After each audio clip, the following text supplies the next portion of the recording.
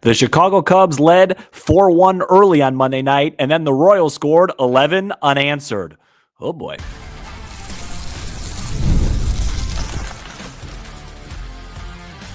You are Locked On Cubs, your daily Chicago Cubs podcast, part of the Locked On Podcast Network, your team every day. You are Locked On Cubs, part of the Locked On Podcast Network, your team every day. I'm Sam Olbert. I'm a lifelong fan taking my passion into a discussion with you on all things Cubs. Thank you for being part of the show and making Locked On Cubs your first listen today. And the best way you can help us grow the show is to listen every day, like the video, and give us a comment below. We have a lot to discuss today. We're going to talk a little bit about Ryan Sandberg at the end of the show. We're going to talk trade deadline. We're going to talk what makes a successful season for the Cubs. With the way the Brewers are playing, has it changed your thoughts at all on what would be considered a success for the Cubs in 2025? But we start with Monday night, what was just one of those days for the Cubs. And to be honest with you, it stings a little bit more when you have one of those days because you have no margin for error. And you know, the one of those days actually started before the ball game, and we found out that Pete Crow-Armstrong, just I believe for the second time all year, was not going to be in the starting lineup. Counsell said that he bruised his knee in one of the slides that he made on Sunday. The assumption is it was the slide going into third base when he actually got picked off, and then Garrett Crochet was blocking the base, which should have been called obstruction. And if you actually go back and watch that replay, you could see him, kind of bang his knee on the dirt there. So, Counsell said the hope is to have him back on Tuesday night, but there's always just a little bit of concern when it comes to the Cubs and injuries. I mean, how many times have we seen that? And then it's another day, and then it's another day because, if there's a guy that the Cubs cannot afford to lose, I mean, Matthew Boyd, just because of their pitching situation, is probably at the top, and then right behind him is Pete Crow-Armstrong. So I'm not going to spend a whole lot of time on this because it does sound like it's relatively minor for Pete, and hopefully we see him back in the lineup on Tuesday. But just not great. And then the Cubs go out on Monday night and have just one of their more uncompetitive efforts of the 2025 campaign. Matt and I talked about it yesterday that this was probably the hardest game on paper, just because lefty on the mound for Kansas City and a good one, and the Cubs, rolling out a bullpen game. I think the Cubs closed like minus 150. They were still pretty healthy favorites in this game, and all was looking really good. All was looking really, really good. The Cubs got out to an early lead. Matt Shaw looked awesome at a huge 3-run homer. It felt like it was going to be a fun night at the ballpark, and then everything imploded. Started with Ben Brown and then went to Chris Flexen. The Cubs called up Ben Brown and sent down Ethan Roberts for Ben Brown to feature in Monday night's game as a bulk guy with the bullpen day. And it's just enough. It's enough. I don't know why they did it. I guess maybe for trade value. Maybe it was their only option. I don't know what it was. It's just I'm tired of it. And it's not a knock on Ben Brown. I've said it many, many times with Ben Brown. It's very hard to develop and go through growing pains at the big league level when your team is trying to win a division, trying to make a World Series, trying to contend, trying to do all these things. And, he's just not ready. And JD, talked about on Monday, hey, you know what? I know the results weren't good, but Brown showed flashes tonight. No. And no disrespect to JD, it's not about that right now. We're going up against a team that's winning 2-0 as we speak. They're trying to win 11 games in a row. They're going to be in first place for the first time since April 4th. It's not about experimentation. It's not about flashes of being good at development. Results. That's what it's about right now. And I'm not going to play the blame game on Jed or whoever it is. I mean, I wish in hindsight the Cubs could just have a veteran arm that they could bring up. So in the middle of this division title race, we don't have to. We have 4 healthy starters right now. We have 4 healthy starters, and half of them are guys that you were not depending on before the season to feature main roles. You have Boyd, Imanaga, and then Ray and Horton. Those are your 4 starters right now. Now, Tyone's going to be back at some point, about a month. Assad, hopefully before that. You know, Wicks hasn't been able to compete at the major league level. And obviously you'd like to make a trade. And I know Jed keeps talking about the market and things like that, but man, you wish they were just able to get an earlier deal done for a competent starter, because this is just unacceptable. And you know, Chris Flexen, who's done really good work for the Cubs, you know, he would have been the other only logical option. And he was worse than Brown. He gave up 5 earned in 3 innings, just some normal regression happening for him. And the Cubs gave up 12 runs to the Kansas City Royals, who I think by all metrics are like the second worst offense in baseball. And, you know, defense was sloppy in that 5th inning. There was some bad luck involved for sure, but results are results. And on the other side of the ball, the Cubs scored 4 runs, and that was it. They got it done quickly. It was the 2nd inning. They led 4-1, and it felt like, all right, here we go, you know, and they didn't do anything after that. And they've only scored 15 runs in 4 games here in the second half of the season. Most of those are, you know, obviously it's been 4 games only, but most of those are by use of the home run ball. And, you know, it just was a really bad night at Wrigley. It got away quick. It was one of those games, you have these games throughout the year where you really feel comfortable, like you really, really feel comfortable as it's going. It's like, all right, it's 4-1 Cubs. We're in a good place. I'm already, you know, I'm thinking, all right, what am I going to talk about tonight? And then you blink. It's like, okay, it's 4-3. You know, we need another one. It's like, this is, you get that feeling once it's, you know, starting to get away. This thing's going to get away here. And it got away really fast and went from what was supposed to be a really fun and felt like a good night to this is not good. And you combine that with other factors, particularly the, you know, the team that you are now chasing in this division. And these losses hurt. These losses hurt when you don't have a large margin of error. There's no question about it. So, you know, the takeaway is for me is that Ben Brown has got to stay in AAA. The flashes, the development, the growing pains, that's what the minor leagues are for. The Cubs got to figure out a different way if they're not going to be able to make a trade. I think they have some Thursday day off, so they don't really have to use another starter, you know, besides the main 4, but they got to get a deal done here. Even if it's just a stopgap, some sort of starter like that, they cannot keep running this out. I mean, that was eye-opening. Today, how uncompetitive it really was, especially really more Flexen than Brown. But with Brown, it's just, I don't even want to say it because we've said it so much on the show. It's just it's not game to game. It's not inning to inning with Brown. It's literally pitch to pitch, you know, decent execution, bad execution, great execution, bad execution. You just can't be that inconsistent at this level and expect good results. And the ERA backs it up. And I'm just tired of it. And I'm sure he's tired of it too. But, you know, the Cubs don't have much room for growing pains right now as we are in late July. I mentioned it. It's looking like as of right now, for the first time since April 4th, the Cubs will not be in first place in the NL Central. I want to talk about that situation and if goals have changed or what constitutes a successful season. Let's talk about that all coming up next. This episode is brought to you by FanDuel. Summer sports are in full swing, and whether you're all about baseball under the lights, golf on the green, or high-stakes soccer action, FanDuel is the best way to make every game even more exciting. You're already following the action. Why not make it a little more thrilling? With FanDuel, you can get in on the game while your friends are getting sunburned at the beach.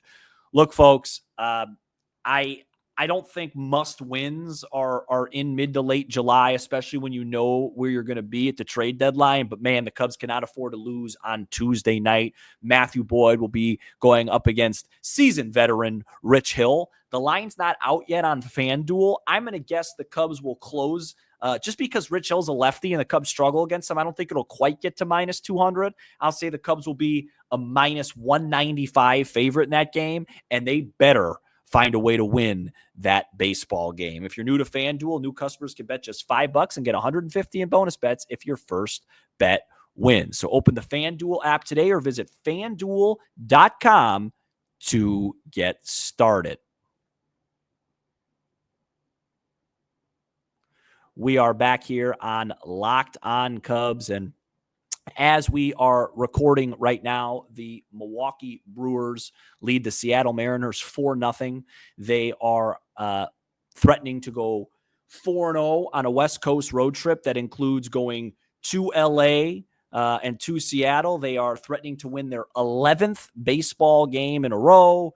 I believe it will be 37 of their last 49, going all the way back to late May, whatever it is. And so, I just wonder and wonder to myself, I wanted to pose the question to you guys, what is considered a successful season this year for the Chicago Cubs? And, is it something tangible? Do they have to get to a certain round in the postseason? Is it just getting to the postseason? Do they have to win the division? What would you consider a successful season? And I think a really big part of it is the Kyle Tucker situation.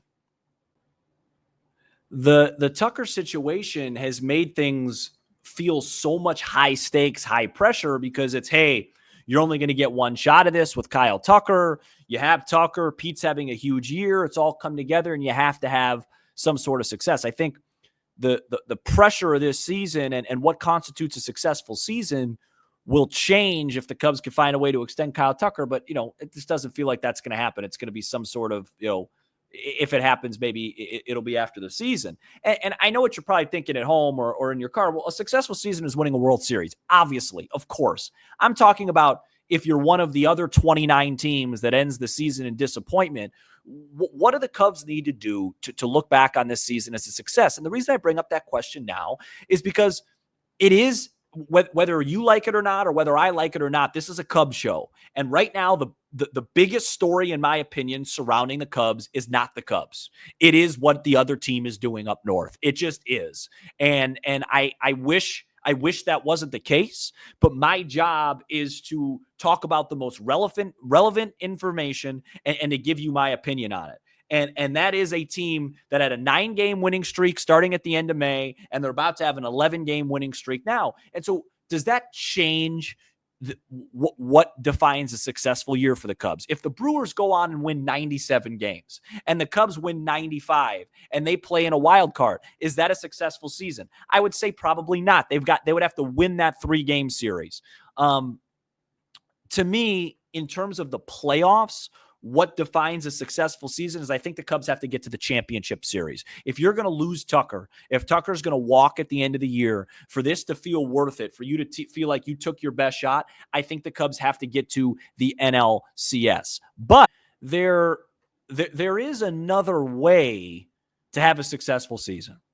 And that is now, after everything the Brewers have done, winning this division in spite of that, right? Like, if you now find a way, about a month ago saying, hey, just winning the division kind of sounded like status quo. Like, hey, the Cubs should win this division. They're the best team. They're heavy favorites, et cetera, et cetera. Well, now you are going up against an unfathomable stretch that the Brewers are on. And, all the talk about, hey, the Cubs are playing, doing this right, and they're only a game up. I think the talk should almost be the other way.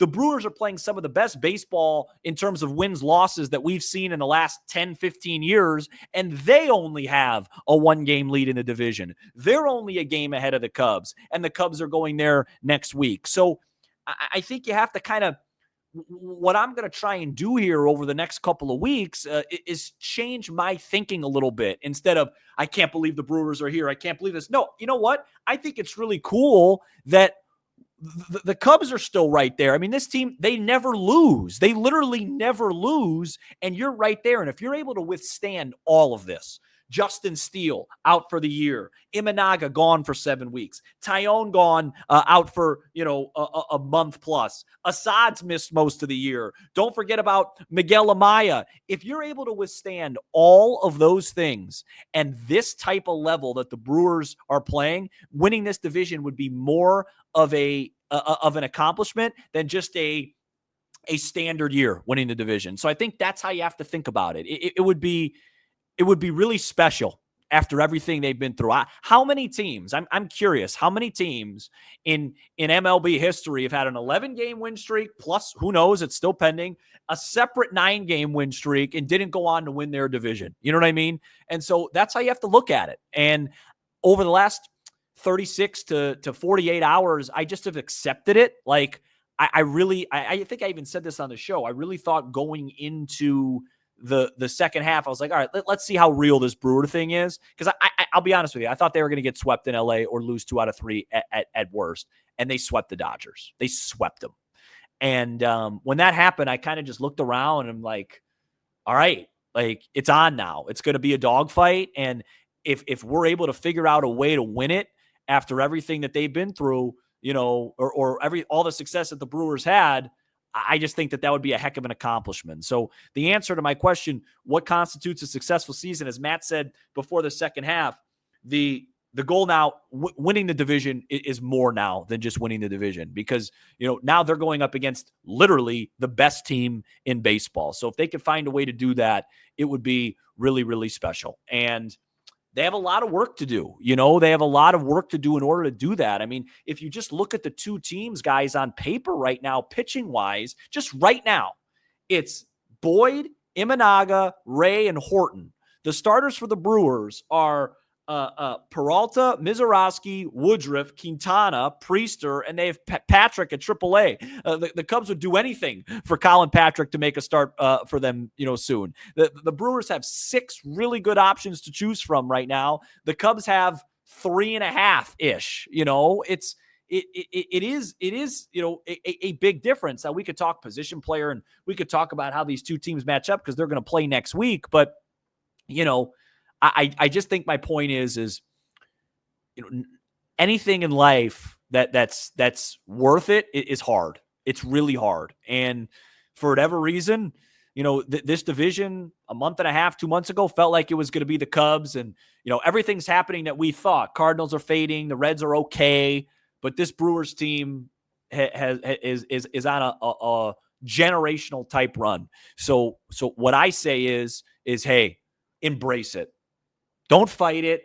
Don't complain about it anymore. Let's just embrace it. Okay, yeah, they're getting lucky. Yeah, they're great too. And you know what? If we find a way to beat them, what does that say about us? You know what it says? It says it would be a successful season. So Cubs got their work cut out for them, but I believe in this team. And I really do. I'm not just saying that because I have the show. I believe in this team. I know it's not the best time to say it after they just gave up 12 runs against Kansas City, but I believe in them. And I believe that they're going to punch back. And the best way to do that, the quickest way to do that, is to make a trade. We talk about the options for that coming up next. This episode is brought to you by OpenPhone. If you're running a business, you know that every missed call is money left on the table. Think about the last time you had a service emergency, like a burst pipe.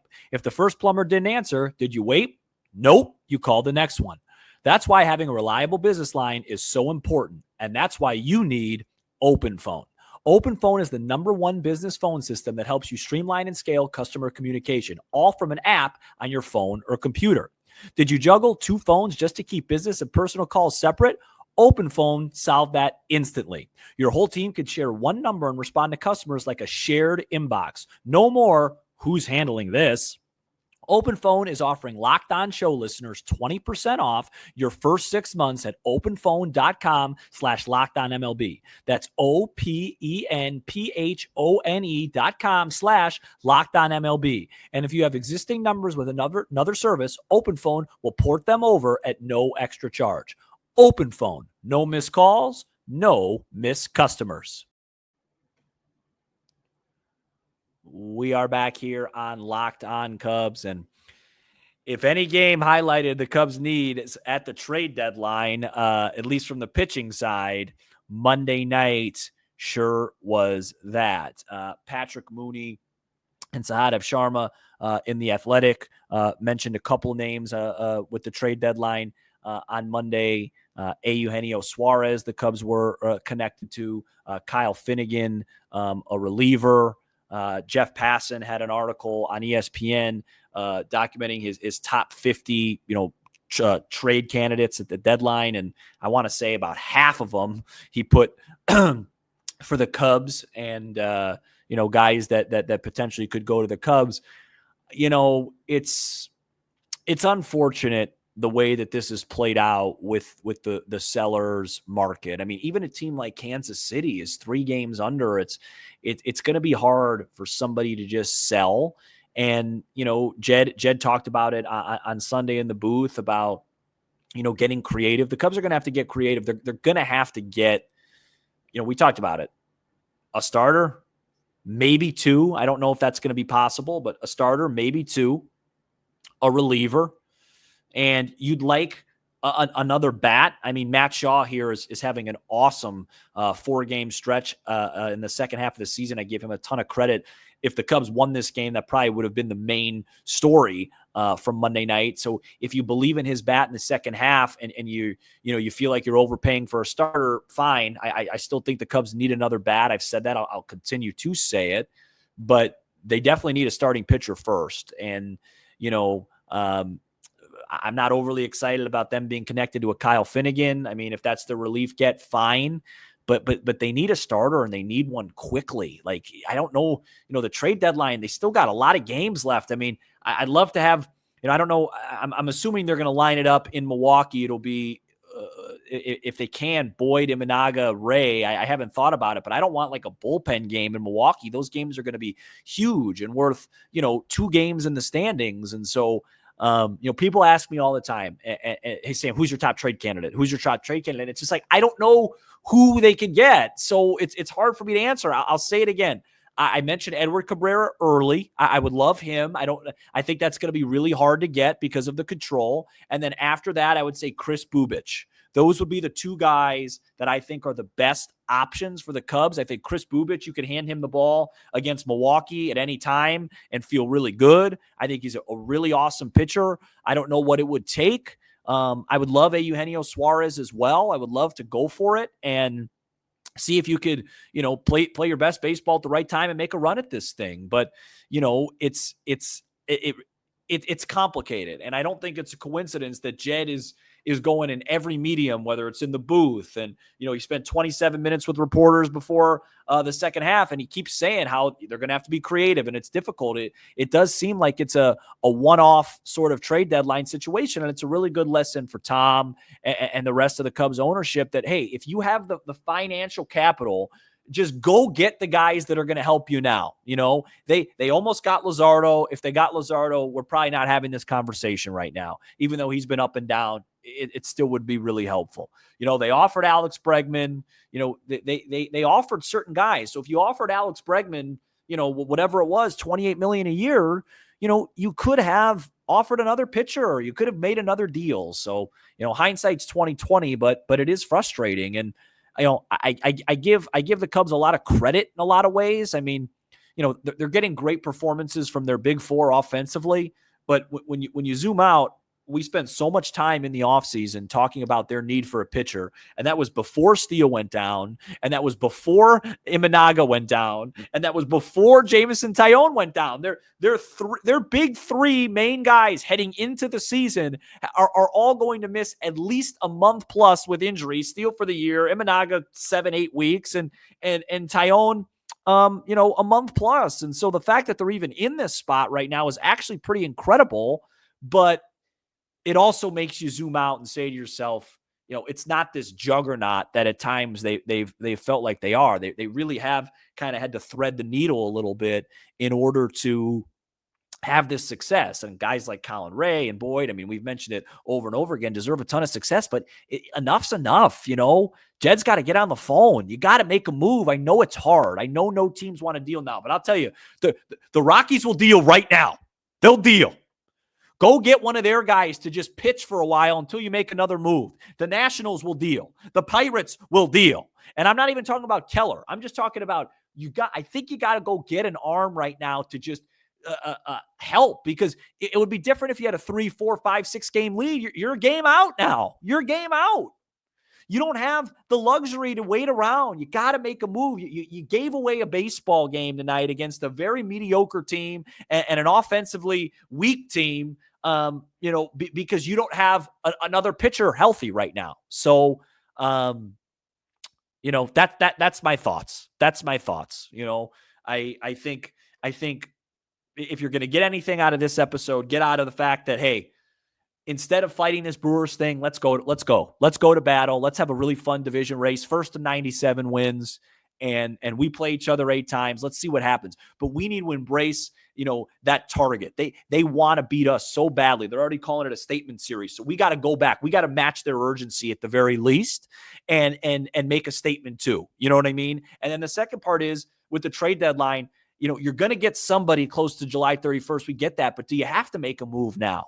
Do you have to? Because this is just, it was unserious tonight. Watching Flexen and Brown give up a home run derby to a Kansas City Royals team that is the second least amount of home runs in all baseball. It was unserious. It was an unserious effort. So I know it's been a negative show because it was a bad loss. And of course, the results don't make it any better around the league, but I do want to, unfortunately, just close the show on a little bit of a somber note. I'm sure people were following along with Ryan Sandberg. He made a statement right before, I think it was like a couple days before the Cubs return to action, just talking about how he's just been fighting and spending time with family and hasn't been able to make it out to Wrigley as much as he's wanted to this year.